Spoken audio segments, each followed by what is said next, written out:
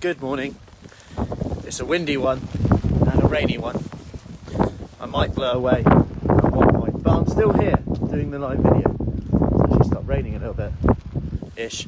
So, on our way to morning sessions, Pilates, bar, high intensity, quiz morning, magic workout, where it depends how many push-ups you do, just depends on how many riddles you can solve.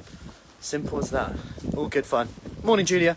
So, self-sabotage I want to talk about today. We had a live Q&A yesterday with Dr. Adam Bibby, who comes in and is a researcher and lecturer at Oxford Brookes, and he comes in and does Q&As every few weeks for us. We also have other guests. We've got someone coming in food intolerance is actually in a few weeks, and they'll also be on the podcast, so look out for that one.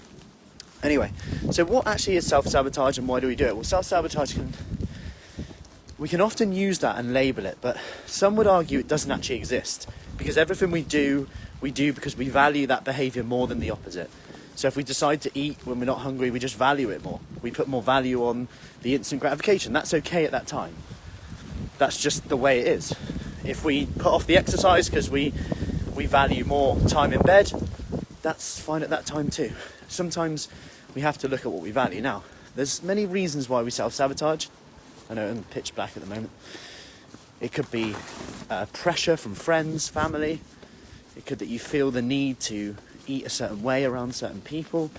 It could be that you feel you always prioritise everyone else and work, and then you put yourself down for not doing anything. It could be that you self-sabotage or feel like you do because you set the expectation that you need to do an hour's exercise for it to be worthwhile, that you need to eat perfectly for it to be kind of worthwhile, when actually this all or nothing mindset might actually be the cause of the self-sabotage.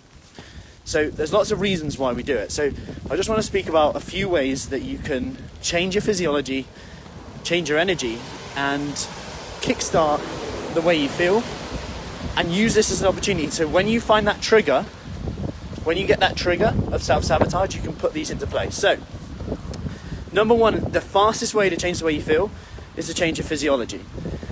And this is to get out of that all or nothing state and actually just to do something, no matter how small it is, with regards to moving.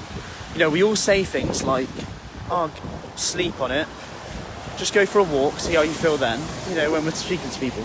And when you actually think why we say that, it's because it changes your physiology. It changes your hormones, the way you feel. Despite the rain and weather, I always feel better when I walk to our morning sessions if I don't get blown away. And the thing is with this, is that sometimes we're in a state where we think that, like I said, that we need to do an hour of exercise for it to be worthwhile. We need to do a certain intensity, but actually when you just do something, it's not the significance of what you do, it's the significance that you do something, because then it makes it so much easier to keep the momentum going. And I'll use an example. Yesterday I picked up the girls' daughters from nursery, and then I usually do a little workout while looking after them before dinner, and we mess around, we have a bit of a laugh. They kind of get involved a bit, and it becomes a bit of a activity actually. And they were starving though when they came back yesterday. They just wanted food, and I was thinking, I'm a little bit hungry actually. We'll make dinner, and then I'll work out afterwards. But the thing is, we tried to work out afterwards, and I'm like, oh, I'm now really full up. So then I just decided, right, I'm going to do one set and see how I get on. So I did one set, then we just went and got the girls ready for bed a bit. Then I did two sets afterwards. Then I did another set before our evening workouts. Did another set when we come home. And all of a sudden I've got 5 sets in over a time where I could have very easily done none, because I thought I had to do it all at once, or it wasn't perfect time. The difference is today I then feel ready to actually do a normal workout because I've got that in place. Now, number 2 is the way you talk to yourself. Really be aware of this, because sometimes we're not. I'm rubbish, I'm lazy, I can't do it, my life's a mess, it's too hectic, my head's going to explode. We say all these things, but when you actually look into them, when you actually question them and ask, are they actually 100% true? They're nearly always not. And you've got to consider that, you know, I speak to lots of people every day about these situations, and people will say things like, oh, I'm just too lazy, I have no willpower. But when you ask the question, okay, is that true? Where are you using your willpower in the day? they get a lot done. Morning Mitch, they get a hell of a lot done. There's no way they're lazy. There's no way they have no willpower. It's just where it's distributed and how they're setting themselves up for that willpower to almost be empty by the time they make the choice of food. And I can come into the physiological side of this now in terms of food. Like, are you eating enough in the day? Because we can fall into the cycle where we feel like we self-sabotage, but we feel out of control because we kind of try and under or make up for a day or an evening of bad eating, so-called. So say we have an evening of bad eating. In the morning we're like, right, I'll skip this breakfast, I'll have the lightest lunch ever. But then by the afternoon we're starving again, and then we repeat that cycle. Whereas actually sometimes we need a little bit of balance to our meals, but that's another conversation and going into a bit more that way. Now, the third thing with self-sabotage, they did a study over 18 months, so it's quite a while, and they looked at when they put people on certain diets or fitness programs and weight loss programs, they found that people were a lot more adherent and lost about double the weight over the 18 months and showed kind of signs of keeping it off too. When, one, they had the support in place, so, you know, darker mornings, colder, it gets easier just to go, you know what, sod it. But if someone's like, where are you? Or you've booked in for a certain place at a certain time where you know that we only have a small number of sessions, you know, things like that, do you make it up? It's like, oh, I've got to attend because I've booked into it. Can't cancel now, because what about if, you know, someone else would want my place? Or Matt will be like, where are you? Or there's 24 hours notice before I cancel, or I've paid for it. You know, things like that really help people motivate, in the least in the short term.